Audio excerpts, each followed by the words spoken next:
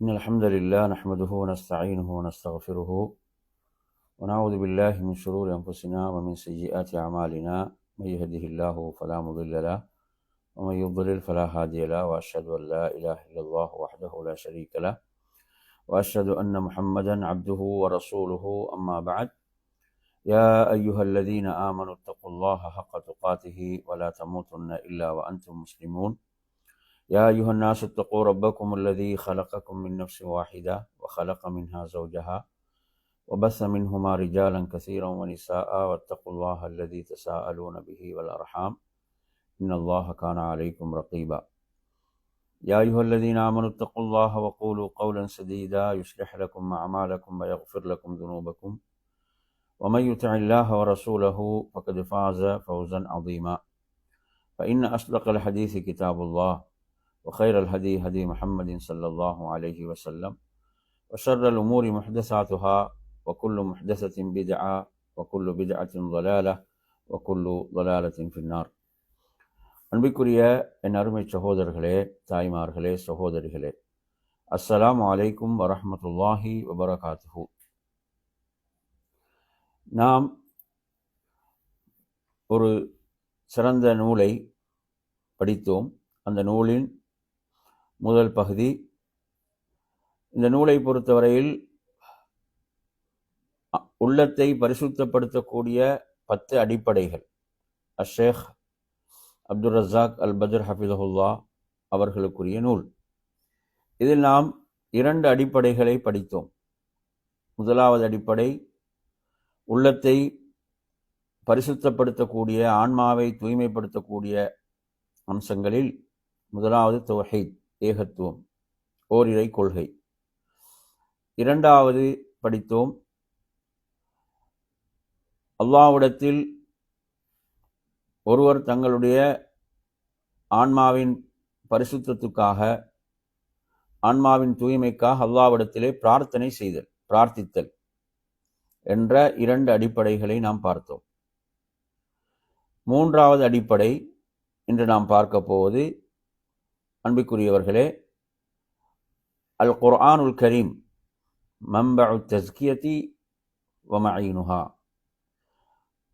ஒருவருடைய உள்ளத்தை, ஆன்மாவை பரிசுத்தப்படுத்தக்கூடியதாக சங்கை மிகு திருக்குர்ஆன் திகழ்ந்து கொண்டிருக்கிறது. அது ஆன்மாவை பரிசுத்தப்படுத்துவதில் ஊற்றாக அது திகழ்ந்து கொண்டிருக்கிறது. அதற்கு துணை புரியக்கூடியதாக அது திகழ்ந்து கொண்டிருக்கிறது. அல்லாஹு தஆலா தனது திருமறையிலே குறிப்பிடுகின்ற போது, சூரத்துல் ஜும்ஆ அத்தியாயம், அல்லாஹ் சொல்கிறான், லகத் மன்னல்லாஹு அலல் முஃமினீன், அல்லாஹ் மூமின்கள் மீது அருள் புரிந்தான். இந்த அருளையெல்லாம் ஒவ்வொரு மூமினும் எண்ணி பார்க்க வேண்டும். இன்று நம்மில் பலர் இவற்றையெல்லாம் அருளாக பார்ப்பதே இல்லை. வெறுமனே இந்த சடவாத உலகத்தில் உலகத்தினுடைய ஆடம்பரங்களைத்தான் அருளாக பார்த்து கொண்டிருக்கிறார்கள். அவற்றைத்தான் அருளாக பார்க்க ஆரம்பித்திருக்கிறார்கள். அல்லாஹு தஆலா இங்கு சொல்கின்ற அருள் என்பது எவ்வளவு பெருமதி மிக்கது என்று பாருங்கள். மூமின்கள் மீது அல்லாஹ் அருள் புரிந்தான். எவ்வாறு? இத் பஅஸ ஃபீஹிம் ரசூலம் மின் அன்ஃபுஸிஹிம், அவர்களிலிருந்தே அவர்களுக்கு ஒரு தூதரை அல்லாஹ் அனுப்பி, அவர்களிலிருந்து அல்லாஹ் அவர்களுக்கு ஒரு தூதரை அனுப்பி அருள் புரிந்தான். இது எவ்வளவு பெரிய அருள்! யத்லு அலைஹிம் ஆயாத்திஹி, அந்த தூதர் அவர்களுக்கு அவனது ஆயாத்துகளை ஓதி காட்டினார். அதே போன்று வயுஸக்கீஹிம், அவர்களை பரிசுத்தப்படுத்தினார். முதல் பணி என்ன? அல்லாஹுடைய வசனங்களை அவர்களுக்கு ஓதி காண்பிப்பது. அல்லாஹுடைய வசனங்களை ஓதி காண்பிக்கும் போது அவர்கள் அவற்றை செவியேற்பார்கள், அவற்றை கற்றுக்கொள்வார்கள். அடுத்தென்ன? வயுஸக்கீஹிம், அவர்களை அவர் தூய்மைப்படுத்தினார். வயுஅல்லிமுஹுமுல் கிதாப், அவர்களுக்கு வேதத்தை கற்றுக் கொடுத்தார். வல் ஹிக்மா, இன்னும் அவர்களுக்கு அவர் ஹிக்மத், ஞானத்தையும் கற்றுக் கொடுத்தார். அன்பிற்குரிய அருமையான சகோதரர்களே, பாருங்க, முதல் விஷயம் என்ன? அல்லாஹுடைய வசனங்கள், அல்லாஹுடைய வசனங்களைத்தான் அல்லாஹ்வின் தூதர் ஸல்லல்லாஹு அலைஹி வஸல்லம் அவர்கள் அந்த மக்களுக்கு ஓதி காண்பித்து அவர்களை பரிசுத்தப்படுத்தினார். அதே போன்று வேதத்தை அவர்களுக்கு கற்றுக் கொடுத்தார். இன்று நிறைய பேர் என்ன செய்யறாங்க, மக்களை குர்ஆனை விட்டு தூரப்படுத்தி கொண்டிருக்கிறார்கள். குர்ஆன் உங்களுக்கு விளங்காது, சாதாரண மக்களுக்கு குர்ஆன் விளங்காது என்று சொல்லியே மக்களை குர்ஆனை விட்டு எவ்வளவு தூரப்படுத்தி வைத்திருக்கிறார்கள். சிலர்கள் குர்ஆனுடைய மொழிபெயர்ப்பை படிப்பதை ஏதோ ஒரு பெரும் பாவமாக எண்ணிக்கொண்டிருக்கிறார்கள். நறுமையான சகோதரர்களை வயுஅல்லிமுஹுமுல் கிதாப், அவர்களுக்கு வேதத்தை கற்றுக் கொடுத்தார். மற்றும் ஒரு இடத்துல நீங்க பார்க்கலாம், ஹுவல்லதி பஅஸ ஃபில் உம்மீயீன ரசூலம் மின்ஹும், எழுத வாசிக்க தெரியாத அந்த சமூகத்துக்கு அவன் தூதரை அனுப்பினான்.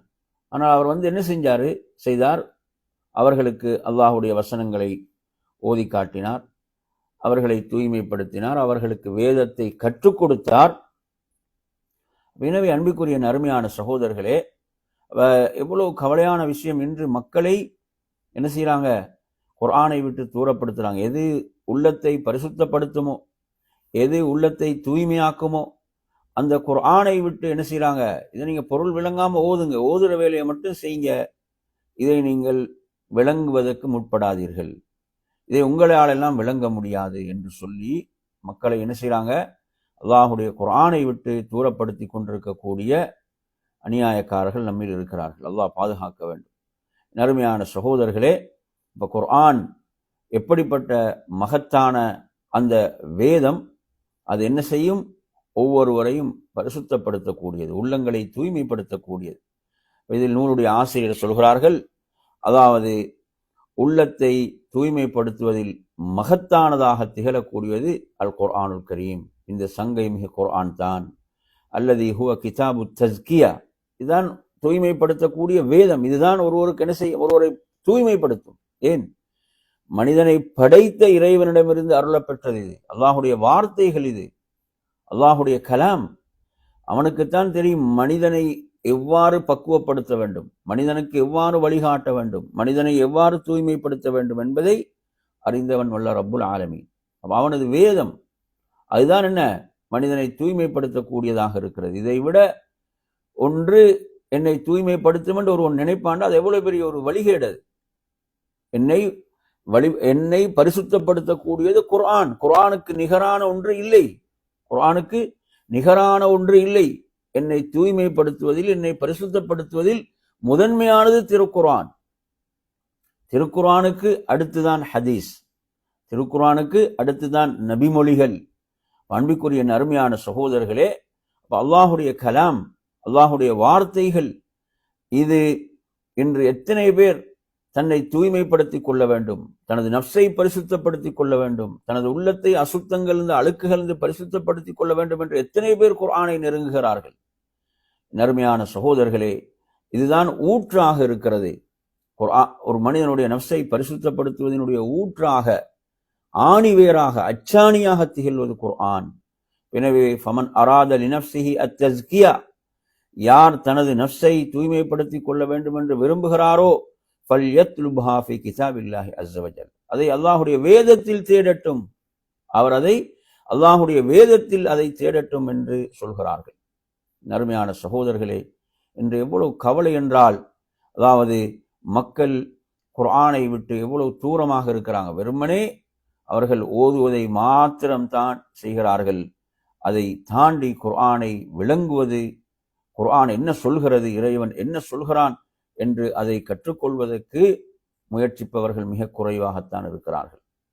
இப்னு அப்பாஸ் ரலியல்லாஹு அன்ஹுமா சொல்கிறார்கள், வமினல்லாஹ் லிமன் இத்தபஅல் குர்ஆன அல்லா யضل في الدنيا ولا يشقى في الآخرة ثم تلا فمن اتبع هداي فلا يضل ولا يشقى.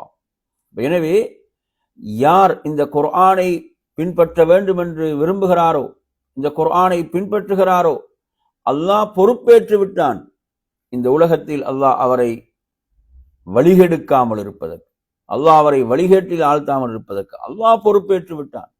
அதே போன்று மறுமையில் அவர் ஒரு துர்ப்பாக்கியவானாகவும் மாட்டார், மறுமையில் அவர் ஒரு துர்ப்பாக்கியவானாகவும் மாட்டார் என்று சொல்லிவிட்டு எந்த வசனத்தை ஓதினார்கள் என் அருமையான சகோதரர்களே, சூரத்து தாஹா 20வது அத்தியாயம் 123வது வசனம், ஃபமனித்தபஅ ஹுதாய ஃபலா யضில்லு வலா யஷ்கா, எவர் என்னுடைய நேர்வழியை பின்பற்றி நடக்கின்றாரோ அவர் வழி தவறவும் மாட்டார், அதே போன்று அவர் நற்பேர் இழக்கவும் மாட்டார், துர்ப்பாக்கியவானாகவும் மாட்டார்.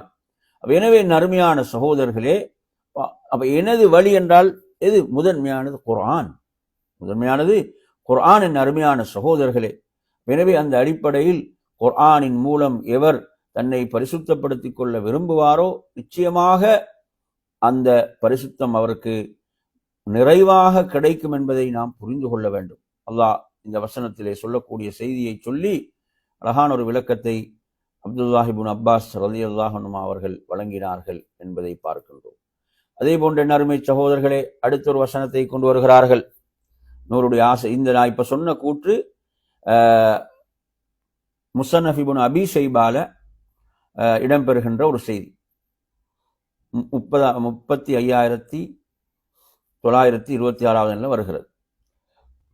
அடுத்து பாருங்க, யா அய்யுஹன் நாஸ், குர்ஆனுடைய வசனம், கத் ஜாஅத்கும் மவ்இதத்தும் மிர் ரப்பிக்கும் வஷிஃபாஉன் லிமா ஃபிஸ் ஸுதூர் வஹுதன் வரஹ்மத்துல் லில் முஃமினீன் என்று அல்லாஹு தஆலா இங்கே சொல்கிறான்.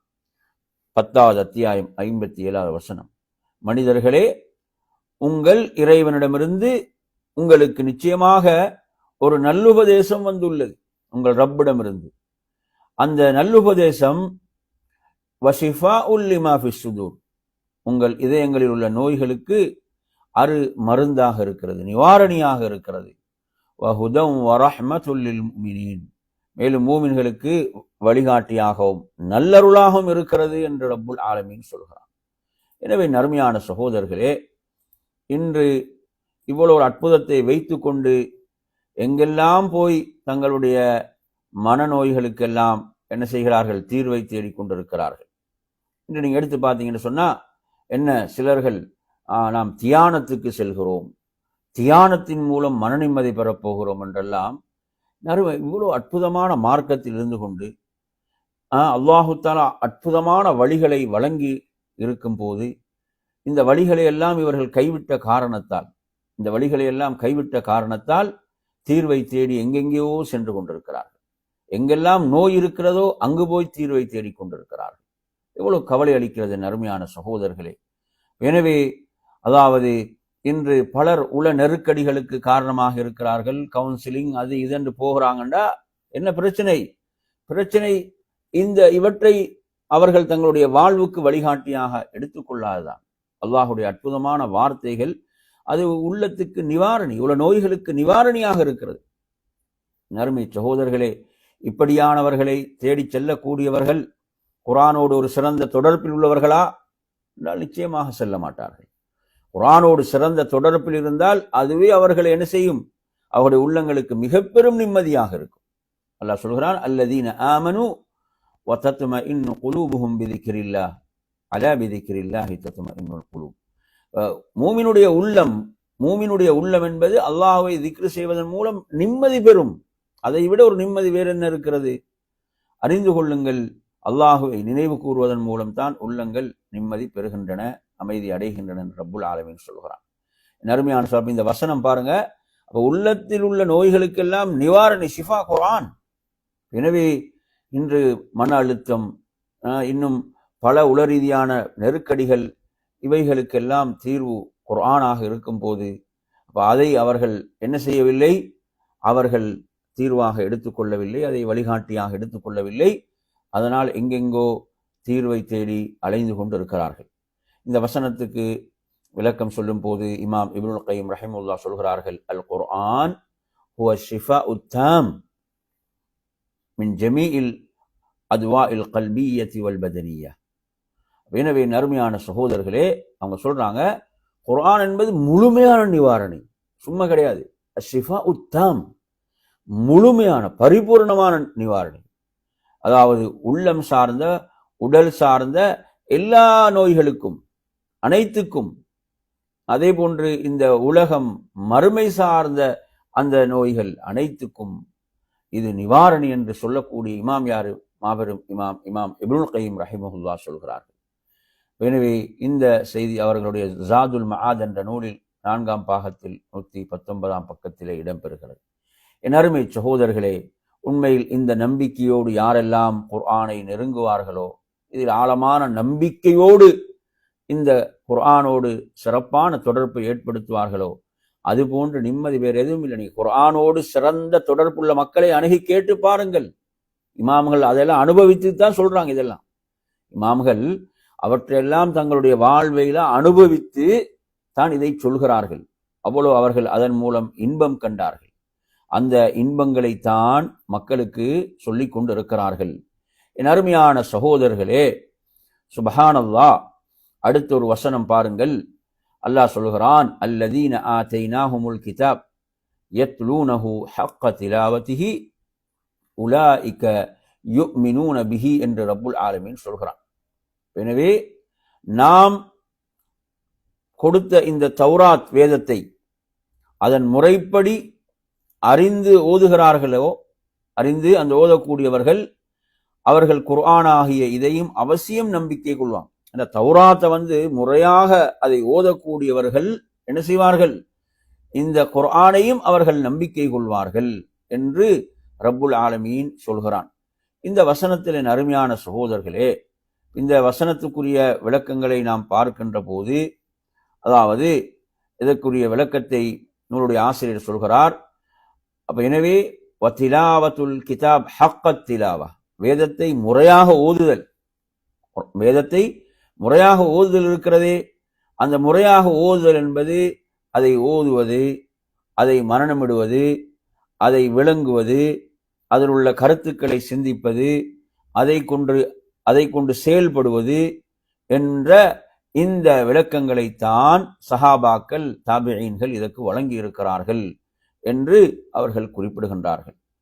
அப்துல்லாஹ் இப்னு மஸ்ஊத் ரலியல்லாஹு அன்ஹு சொல்கிறார்கள், கான ரஜுலு மின்னா இதா தஅல்லம 10 ஆயாத், எம்மில் ஒருவர் 10 வசனங்களை கற்றுக்கொள்வாராக இருந்தால் அவர் அந்த 10 வசனங்களை கடந்து செல்ல மாட்டார்.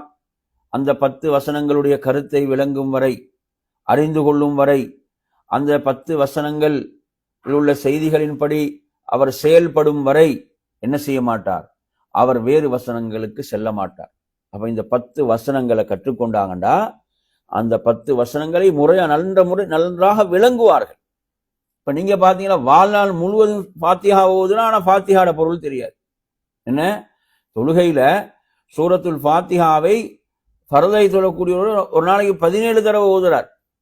ஆனால் ஒருவரை அழைத்து சூரத்துல் ஃபாத்திஹாவுடைய பொருளை சொல்லுங்கண்டா எத்தனை பேர் சொல்வார்கள்? சூரத்துல் ஃபாத்திஹாவுடைய பொருளை எத்தனை பேருக்கு தெரியும்? சிறிய சிறிய சூறாக்கள் திரும்ப திரும்ப தொழுகையிலே ஓதுகிறோம். எத்தனை பேர் அதனுடைய பொருளை அறிந்திருக்கிறோம்? பாருங்க, சஹாபாக்களுடைய முன்மாதிரியை, அல்லாஹ்வுடைய தூதரிடம் மார்க்கத்தை கற்ற நபித்தோழர்களுடைய முன்மாதிரியை பாருங்கள். அவர்கள் 10 வசனங்களை கற்றுக்கொண்டால் அதனுடைய பொருளை அறிந்து கொள்வார்கள். அதனுடைய பொருளை அவர்கள் அறிந்து, அது மாத்திரமல்ல, அதில் உள்ள செய்திகளை தங்களுடைய வாழ்வில் செயல்படுத்துவார்கள். அதுவரை வேறு வசனங்களுக்கு செல்ல மாட்டார்கள். இப்படித்தான் சஹாபாக்கள் குர்ஆனோடு இருந்தார்கள். இப்படித்தான் நபித்தோழர்கள் குர்ஆனோடு இருந்தார்கள். எனவே அருமையான சகோதரர்களே, இந்த கூற்றை பொறுத்தவரையில் இது அஹ்மதுல பதிவாகிறது. 23,482 எண்ணில் வரக்கூடிய செய்தி. எனவே அருமையான சகோதரர்களே, அப்ப குர்ஆனை பொறுத்தவரையில அதனுடைய பொருளை விளங்காது குர்ஆனை ஓதுவது என்ற விஷயத்தை பொறுத்தவரையில் அது முறையாக ஓதியதாக அமையாது. முறையாக ஓதுதல் என்றால் அதனுடைய பொருளையும் விளங்கி என்ன செய்வது? அதை ஓதுவதுதான். அதே போன்று அதில் உள்ளடக்கக்கூடிய விஷயங்களை வாழ்வில் செயல்படுத்துவதையும் சேர்த்து இங்கு குறிப்பிடுகின்றார்கள். ஃபுதைல் இப்னு இயால் ரஹிமஹுல்லாஹ் அந்த இமாம் சொல்கிறார்கள், இன்னமா நஸ்ஸலல் குர்ஆன் லியுஅமல பிஹி வத்தஹத அன்னாஸ் கிராஅத்துஹு அமலா. குர்ஆன் அருளப்பட்டதெல்லாம் அதன்படி செயல்படுவதற்கு, இல்லையா? குர்ஆன் எதற்கு அருளப்பட்டுச்சு? அதன்படி செயல்படுவதற்கு, அதன்படி வாழ்வதற்கு. ஆனால் மக்கள் என்ன செஞ்சிட்டாங்கண்டா, இன்று ஓதுவதை அமலாக ஆக்கிட்டாங்க. எதை விட்டாங்க? அந்த குர்ஆன் அருளப்பட்டதை அதன்படி வாழ்வதற்கு. அதை விட்டுட்டு இன்றைக்கு என்ன ஆயிட்டு என்று சொன்னால், அதாவது ஓதுவதுதான் அமல் போன்று மக்கள் இப்ப எண்ணிக்கொண்டான். இது மட்டும்தான் அதுக்கு செய்ய வேண்டிய கடமை, இது மாத்திரம்தான் இதற்கு செய்ய வேண்டிய கடமை என்று மக்கள் எண்ணிவிட்டார்கள். எனவே குர்ஆன் எதற்கு அருளப்பெற்றது? அதன்படி வாழ்வதற்கு. இன்று நீங்க பாத்தீங்கன்னு சொன்னா இவங்க என்ன நினைச்சிட்டாங்கன்னா, ஓதுறது தான் இதற்குரிய கடமை, ஓதுறது மட்டும்தான் அமல் என்ற மாதிரி ஆகிவிட்டது என்று அவங்க சொல்லக்கூடிய செய்தி. அதாவது ஆஜுரி, இமாம் ஆஜுரி கூடிய அந்த அஹ்லாக்கு ஹமலத்துல் குர்ஆன் என்ற அந்த நூல்ல 41ஆம் பக்கத்தில் வரக்கூடிய செய்தி. எனவே நறுமையான சகோதரர்களே, இதெல்லாம் மிக முக்கியமான செய்திகள். அடுத்து பாருங்க, வைதா அக்ரமல்லாஹு அப்தஹு பி திலாவத்தில் குர்ஆனி வ ததப்புரிஹி வ முஜாஹதத்தி நஃப்ஸி அலல் அமலி பிஹி நால மின தஸ்கியா ஔஃபர் நஸீப். அதாவது அல்லாஹ் ஒரு மனிதனுக்கு என்ன செய்து விட்டான்? பாக்கியத்தை அளித்து விட்டான். எதற்கு? குர்ஆனை ஓதுவதற்கு, குர்ஆனை விளங்குவதற்கு, அந்த குர்ஆனின் படி அவர் செயல்படுவதில் என்ன செய்கிறாரு? அவர் முயற்சி செய்கிறார். இவ்வாறான மனிதரை பொறுத்தவரையில் அவர் என்ன செய்கிறாரு? அவர் மிகப்பெரிய ஒரு சிறப்பை பெற்றுக்கொள்கிறார். தனது நஃப்ஸை அவர் பரிசுத்தப்படுத்தக்கூடியதுல மிகப்பெரிய அந்த ஒரு பங்கை அவர் பெற்றுக்கொண்டார். எனவே அதன் மூலம் அவரது நஃப்ஸ் என்ன செய்துவிடும்? பரிசுத்தம் அடைந்து விடும்.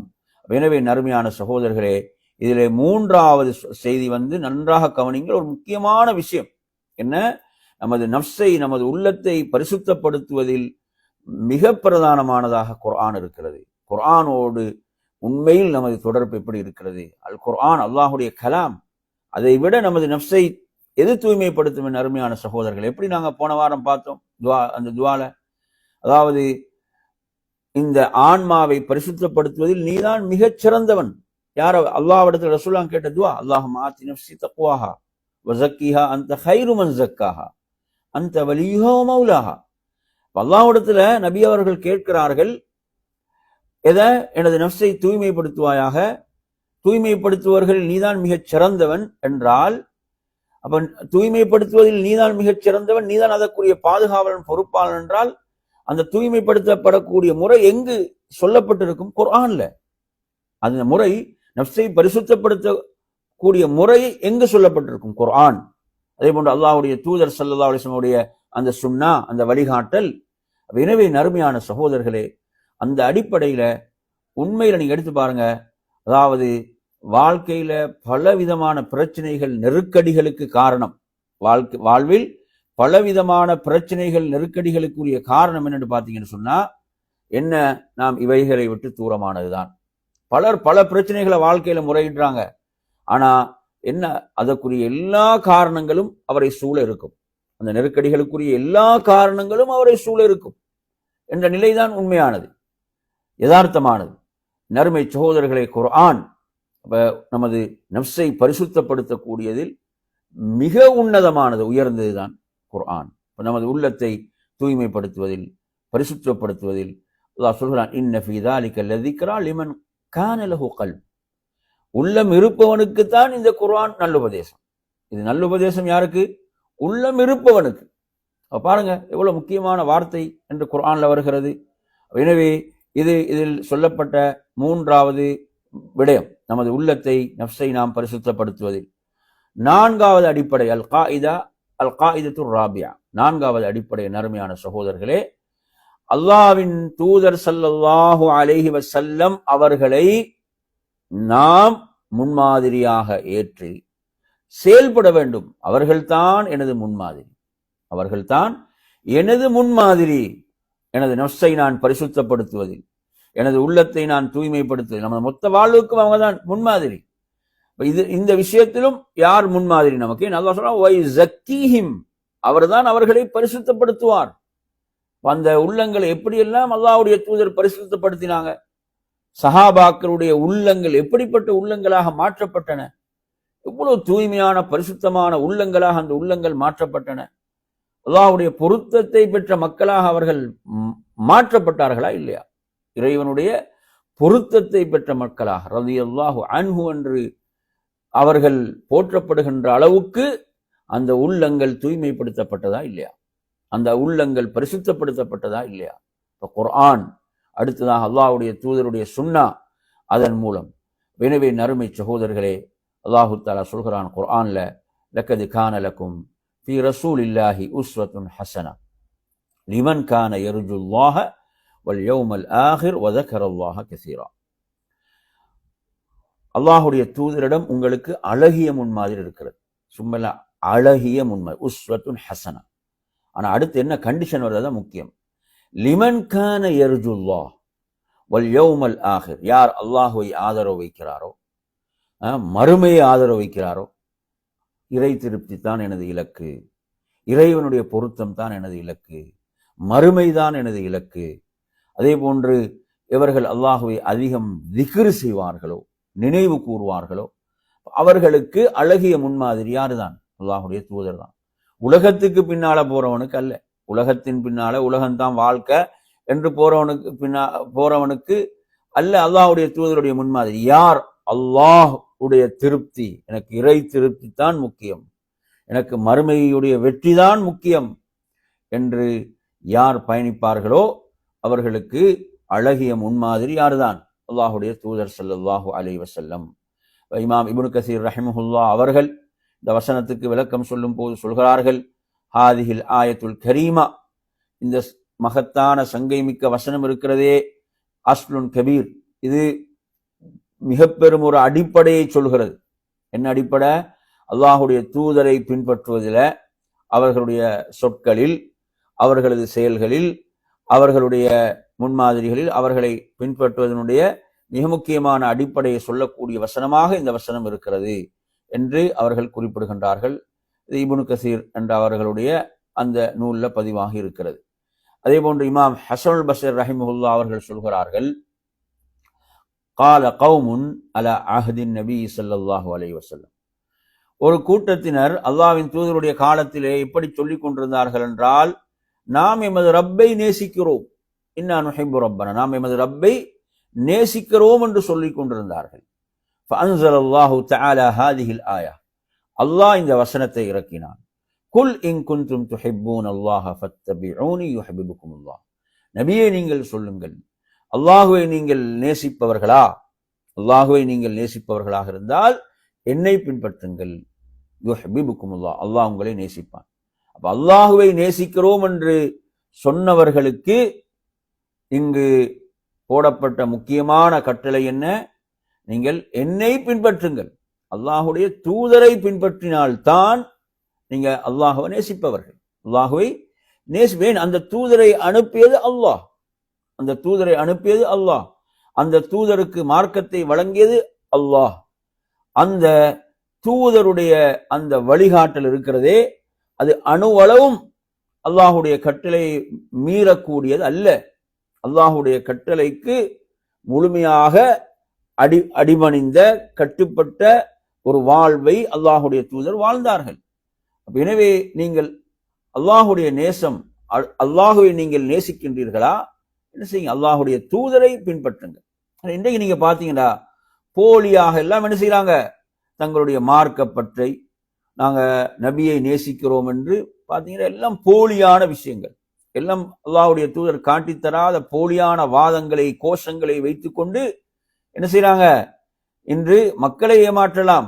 நாளை மறுமையில் படைத்த ரப்பின் முன்னால் நிறுத்தப்பட்டு விசாரிக்கப்படும் போது என்ன செய்யப்படும், அங்கு தோல் உரித்து காட்டப்படும் இல்லையா, யார் உண்மையாளர்கள் யார் பொய்யர்கள் என்பதெல்லாம் அங்கு தோல் உரித்து காட்டப்படும். எனவே இமாம் ஹஸனுல் பஸ்ரி ரஹிமஹுல்லாஹ் அவர்கள் சொன்ன இந்த விளக்கம் இமாம் தபரிக்குரிய தப்சீர் 6ஆம் பாகம் 322ஆம் பக்கத்திலே இடம்பெறுகிறது.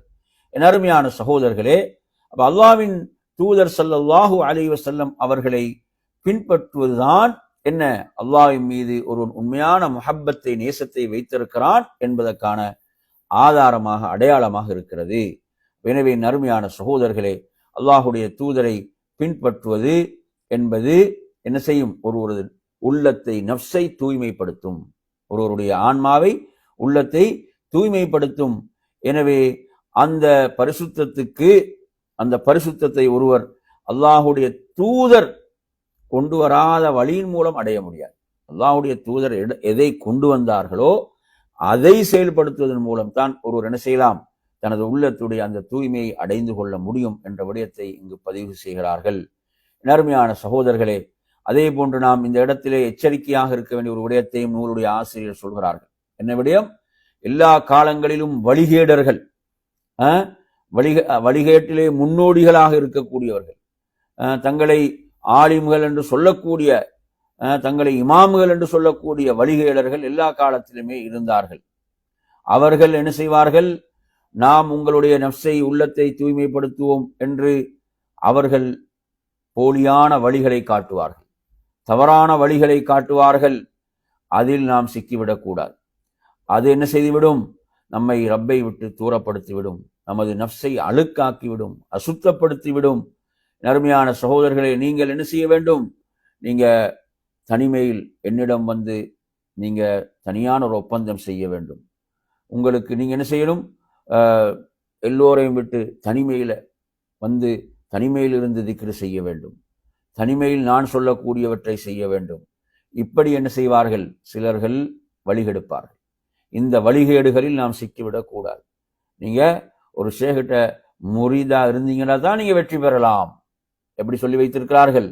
ஒரு ஷேகிட்ட நீங்க முரீது எடுத்தீங்கன்னா தான் வெற்றி பெறலாம் என்று சொல்லி என்ன செய்கிறார்கள்? அவர்கள் சொல்வதுதான் மார்க்கம் என்று மக்கள் வழிகட்டு கொண்டிருக்கிறார்கள். அல்லாஹ்வுடைய தூதருடைய அந்த வழிகாட்டலுக்கு முற்றிலும் முரணான இவ்வாறான வழிகேடுகள் இருக்கின்றன. அவர்கள் சொல்லக்கூடிய குறிப்பிட்ட திக்ருகளைத்தான் அவர்கள் சொல்ல வேண்டும். அந்த திக்ர்கள் அல்லாஹ்வுடைய தூதர் கற்றுத்தந்தார்களா இல்லையா என்பதை பற்றி எல்லாம் எந்த அறிவும் கிடையாது. அவர் ஹாண்டா ஹாண்ட வேண்டும், இவர் ஹூ அண்டா ஹூ அண்ட வேண்டும், அகு அண்டா அகு அண்ட வேண்டும். இப்படியெல்லாம் மக்களை வழிகெடுத்து கொண்டிருக்கிறார். எனவே நறுமையான சகோதரர்களே, இந்த வழிகேடுகளிலிருந்து நாம் நம்மை காத்துக்கொள்ள வேண்டும். அல்லாஹ்வுடைய தூதர் இந்த சமுதாயத்தை விட்டு சென்றது எப்படி சொன்னாங்க? ஒரு வெள்ளை வெளியேறென்ற வெண்மையான ஒரு பாதை, இதனுடைய இரவும் பகலை போன்றதுன்னு தான் சொன்னாங்க. அவ்வளோ தெளிவான வழிகாட்டலை விட்டு போயிருக்கிறான். எனவே நாம் இருளில் போய் தத்தளித்து வழிகட்டு விடக்கூடாது. இதனுடைய இரவும் பகலை போன்று. அப்ப இதுல வழிகட்டு போறோம் துர்ப்பாக்கியவானை தவிர வேறு யாரும் அல்ல என்றும் அல்லாஹ்வுடைய தூதர் சொன்னாங்க. எனவே நறுமையான சகோதரர்களே, இமாம் இப்னுல் கைம் ரஹிமஹுல்லாஹ் சொல்கிறார்கள், நஃப்ஸை தூய்மைப்படுத்தல் என்பது ஒரு மனிதன் தனது உடல்ல செய்யக்கூடிய சிகிச்சைகள்ல ஒரு கடுமையான ஒன்று. தனது நஃப்ஸை தூய்மைப்படுத்தல், பரிசுத்தப்படுத்தல் என்பது. எனவே இதற்கு மார்க்கம் என்ன வழிகாட்டலை சொல்லி தந்திருக்கிறதோ அதனூடாகத்தான் இதை தூய்மைப்படுத்திக் கொள்ள வேண்டும். எனவே இதை விட்டுவிட்டு அல்லாஹ்வுடைய தூதர் காட்டி தராத வழிகள் என்ன? அதாவது நான் தியானத்தில் ஈடுபட போகின்றேன், அப்படி செய்ய போறேன், நான் தனிமைக்கு செல்ல போகின்றேன், நான் ஒரு காட்டுக்கு செல்ல போகின்றேன், மலைக்கு செல்ல போகின்றேன், இப்படி எல்லாம் அல்லாஹ்வுடைய தூதர் காட்டித்தராத வழிகளுக்கு இவர்கள் செல்வார்களாக இருந்தால், நறுமையான சகோதரர்களே, இது இவர்களுக்கு என்ன செய்யும்? இன்னும் உள்ளத்தில் ஃபித்னாவை, குழப்பத்தை ஏற்படுத்துமே தவிர அது நஃப்ஸை தூய்மைப்படுத்தாது என்ற விடயத்தை புரிந்து கொள்ள வேண்டும். எனவே நறுமையான சகோதரர்களை, இவ்வாறு தீர்வை தேடிச் செல்பவர்கள் இன்னும் நோயை அதிகப்படுத்திக் கொள்வார்களே தவிர அவர்களுக்கு அங்கு என்ன செய்யாது? அங்கு தீர்வு கிடைக்காது. உள்ளம், ஆன்மா பரிசுத்தம் அடையாது என்ற ஒரு முக்கியமான விஷயம் இங்கு கவனத்திலே கொள்ளப்பட வேண்டும். அதே போன்று சொல்றாங்க, ஃபர்ருசுலு அதிப்பா உல் குலூப், இறை தூதர்கள் என்பவர்கள் உள்ளத்தின் மருத்துவர்கள் இல்லையா? உள்ளத்தின் மருத்துவர்கள் தான் இறை தூதர்கள். ஏன்னா அல்லாஹ்வின் புறந்து வரக்கூடிய வஹையின் மூலம் மக்களுக்கு வழிகாட்டினார்கள். எனவே அவர்கள் காட்டிய அந்த வழியிலே தவிர இதை தூய்மைப்படுத்தக்கூடியது என்பது இல்லை, உள்ளத்தை பரிசுத்தப்படுத்தல் என்பது இல்லை. அதே போன்று அவர்கள் உடைய கட்டளைகள், அவங்க அல்லாஹ்வின் புறத்து அறிவித்த வஹை, அதற்கு கட்டுப்பட்டு வாழ்வதிலே தவிர என்ன இல்லை? ஆன்மாவுடைய தூய்மை, பரிசுத்தம் என்பது இல்லை என்பதை இமாம் அவர்கள் மதாரிஜுஸ் சாலிக் என்ற நூலில் குறிப்பிடுகின்றார்கள். நறுமையான சகோதரர்களே, அதே போன்று அடுத்துள்ளார், ஃபஜமீஉல் அமால், எல்லா அமல்களும் அல்லத்தி லைஸ அலைஹா அம்ருன் நபி ஸல்லல்லாஹு மர்தூது அலா சாஹிபிஹா, அல்லாஹ்வுடைய தூதருடைய கட்டளை வழிகாட்டல் இல்லை என்றால் அது அவனுடைய முகத்திலே தூக்கி எறியப்படும். அப்படிதானே? இப்போ நீ அதாவது ஒருவர் தனது நஃப்ஸை தூய்மைப்படுத்திக் கொள்ள போகிறார்னா அதுக்கு ரசூலுல்லாஹ் என்ன வழிகாட்டினாங்க அதுதான் பார்க்க வேண்டும். நபி அவர்கள் அதற்கு என்ன வழிகாட்டினார்கள்? எனவே அந்த வழியில் தான் நாங்கள் அதற்குரிய அந்த சிகிச்சை முறையை நாம் மேற்கொள்ள வேண்டும். அல்லாஹ்வுடைய தூதர் காட்டி தராத ஒரு வழிமுறை ஒருவன் தேர்வு செய்வானாக இருந்தால் அவன் எப்படி, நறுமை சகோதரர்களே, அந்த இறை திருப்தியை பெற முடியும்? அல்லாஹுடைய தூதர் காட்டிய வழியில் தான் இறை திருப்தி இருக்கிறது. அல்லாஹுடைய தூதர் சொன்னார்கள், மன் அமில அமலன் லைஸ அலைஹி அம்ருனா ஃபஹுவ ரத்துன். நாம் செய்யாத யார் செய்வாரோ, நாம் கட்டளையிடாத யார் செய்வாரோ அது மறுக்கப்படும். ஐ மர்தூதுன் அலா சாஹிபிஹி, அவனுக்கு என்ன செய்யப்படும், அது திருப்பப்பட்டு விடும் என்பதை புரிந்து கொள்ள வேண்டும். அதே போன்று இமாம்கள்ல சுஃபியான் இப்னு உழைனா ரஹிமஹுல்லாஹ் அவர்கள் சொல்கிறார்கள், இன்ன ரசூலுல்லாஹி ஸல்லல்லாஹு அலைஹி வஸல்லம் ஹுவல் மீசானுல் அக்பர். அல்லாஹ்வுடைய தூதர் தான் மிக பெரும் தராசு, அவங்க தான் மிக பெரும் அளவுகோல். ஃபஅலைஹி துரதுல் அஷ்யா, எதுவாக இருந்தாலும் அங்குதான் போட்டு பார்க்கப்படும், இது மார்க்கமா இல்லையா அப்படி என்றது அங்கு அல்லாஹ்வுடைய தூதருடைய வழிகாட்டல் இருக்கிறதா இல்லையா. அலா ஹுலுகிஹி, நட்பண்புகளாக இருக்கலாம், அவரது நட்பண்புகள், வசீரத்தி, அவரது வாழ்க்கை, அவரது வழிகாட்டல்கள். ஃபமா வாஃபகஹா ஃபஹுவல் ஹக், எதெல்லாம் அதுக்கு நேர்படுகிறதோ அது சத்தியம், அது உண்மை. என்ன, இது அல்லாஹ்வுடைய தூதருடைய வழிகாட்டல் தான், அல்லாஹ்வுடைய தூதருடைய வழிமுறை தான். அதற்கு உடன்பட்டால் அது சத்தியம். வமா ஹாலஃபஹா ஃபஹுவல் பாத்தில், அதற்கு முரண்படுகிறதா அது அசத்தியம், அது பாத்தில். எதை எடுத்தாலும் நாங்கள் என்ன செய்ய வேண்டும், அங்கு பார்க்க வேண்டும், ஆதாரம் இருக்கிறதா, முன்மாதிரி இருக்கிறதா இல்லையா, அது பாத்தில் என்ற இந்த செய்தியை, அதாவது இது எங்க வருதுன்னு பார்த்தீங்கன்னு சொன்னா, ஹத்தீப் அஹ்ரஜுல் ஹத்தீப் ஃபி முகத்திமத்தி கிதாபிஹி, ஹத்தீப் தனது நூலுடைய அந்த முன்னுரையை குறிப்பிடுகின்றார். என்ன நூல், அல் ஜாமி உலி அஹ்லாக் ராவி வ ஆதாபி சாமி என்ற அந்த நூல். எனவே நறுமையான சகோதரர்களே, முதல் பாகத்தின் 79ஆம் பக்கத்தில் இது இடம்பெறுகிறது. வலிஹாதா வஜப அலா மன் அராத தஸ்கியத் நஃப்ஸஹு, யார் தனது நஃப்ஸை தூய்மைப்படுத்திக் கொள்ள விரும்புகிறாரோ அவர் மீது உள்ள கடமை என்னவென்றால், அவர் அல்லாஹுடைய தூதரை பின்பற்றுவதில் கவனம் செலுத்த வேண்டும். அல்லாஹுடைய தூதரை பின்பற்றுவதில், அதனூடாகத்தான் அவர் தனது நஃப்ஸை தன்னை தூய்மைப்படுத்திக் கொள்ள முடியும். அல்லாஹுடைய தூதர் எதையெல்லாம் வழிகாட்டவில்லையோ அவைகளிருந்தெல்லாம் அவர் விலகி இருப்பதன் மூலம், தூரமாக இருப்பதன் மூலம் தான் அவர் தனது நஃப்ஸை தூய்மைப்படுத்திக் கொள்ள முடியும் என்ற இந்த விடயத்தை இங்கு குறிப்பிடுகின்றார்கள். எனவே நறுமையான சகோதரர்களே, அல்லாஹுடைய தூதருடைய வழிமுறை, அந்த சுன்னாவில் நாம் பயணிப்பதின் ஊடாகத்தான் நமது நஃப்ஸுடைய தூய்மை. சஹாபாக்கள் கொஞ்சம் நினைச்சு பாருங்க, ஒரு 23 வருட கால ஒரு குறிப்பிட்ட ஒரு காலத்துக்குள்ள அவங்க எப்படியெல்லாம் பரிசுத்தவான்களாக, தூய்மையாளர்களாக மாறினார்கள் என்பதை எண்ணி பாருங்க. அல்லாஹ் எப்படியெல்லாம் குர்ஆன்ல அவர்களை சிறப்பித்து சொல்கிறான். எனவே நறுமையான சகோதரர்களே, இது இந்த தலைப்பில் நாங்கள் பார்க்கக்கூடிய அதாவது 4வது அடிப்படை.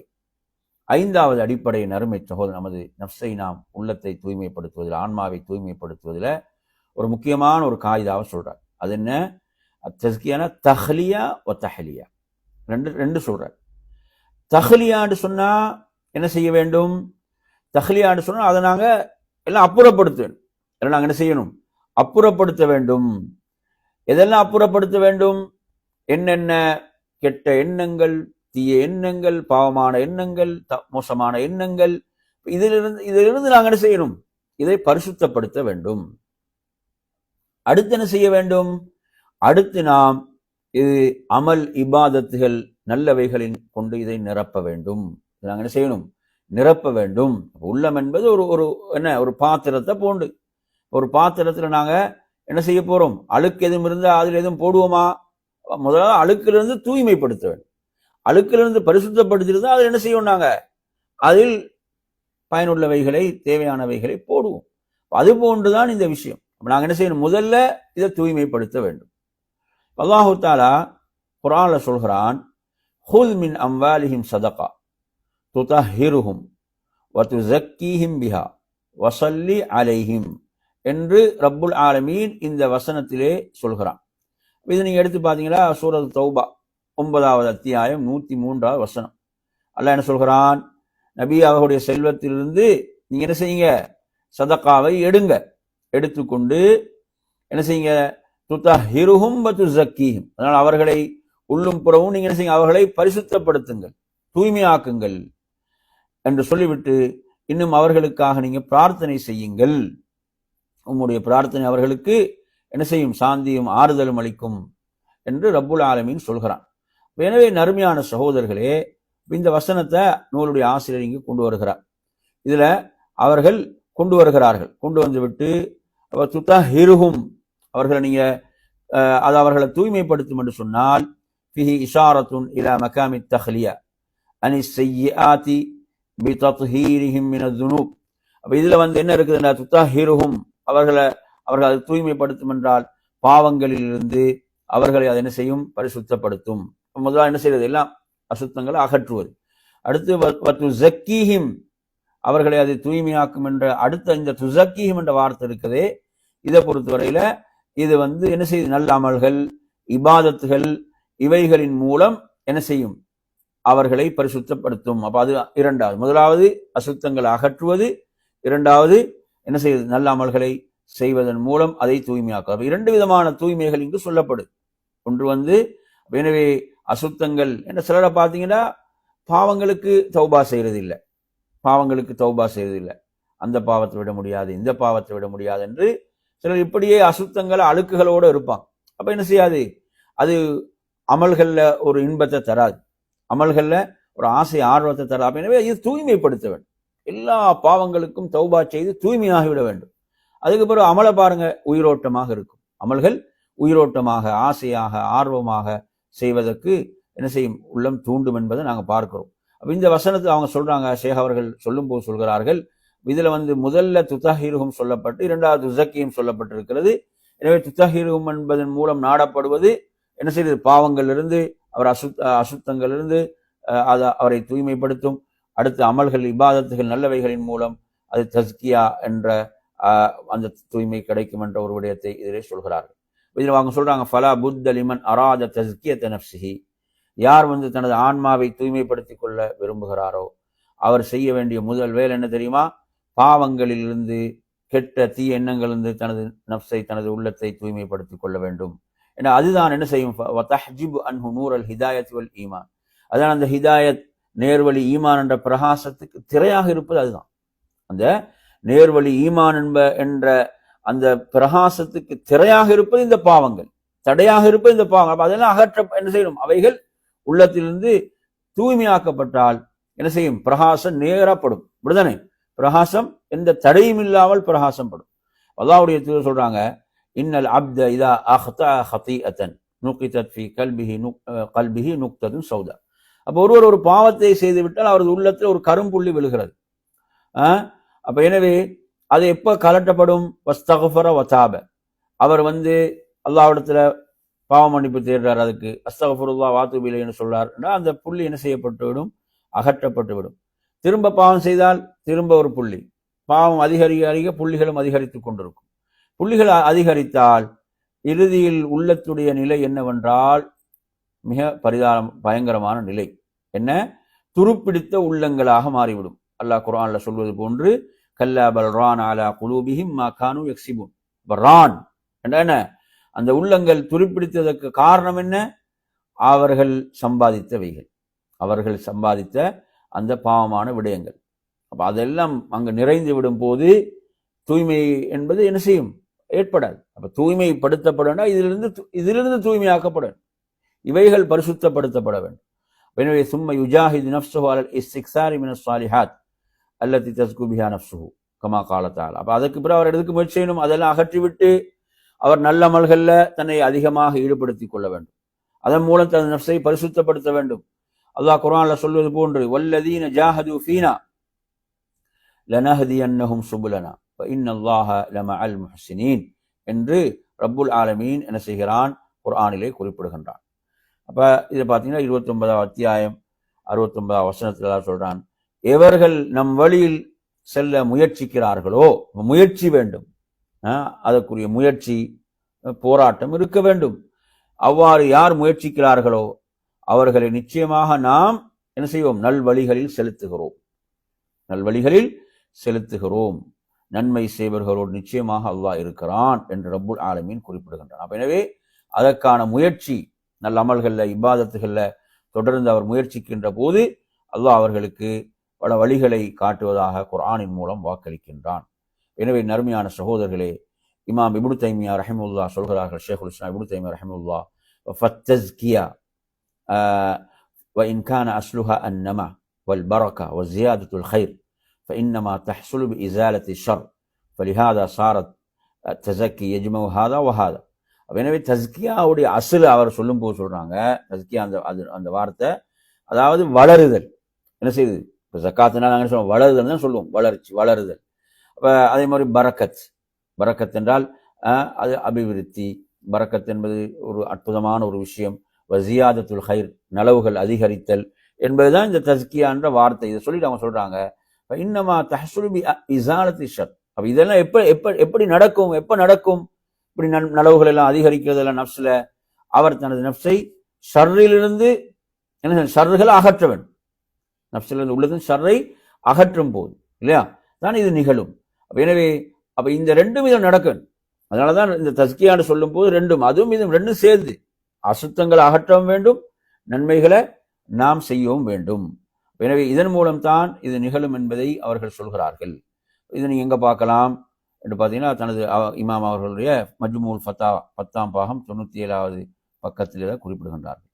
அதே போன்று இமாம் இப்னு ஷாஜி ரஹிமுல்லா அவங்க சொல்றாங்க, நாசிர் ஷாஜி ரஹிமுல்லா அவர்கள் எந்த வசனத்தில்னா பலில்லாஹு யுஸக்கி மையஷா, குர்ஆன்ல எப்படி வருது?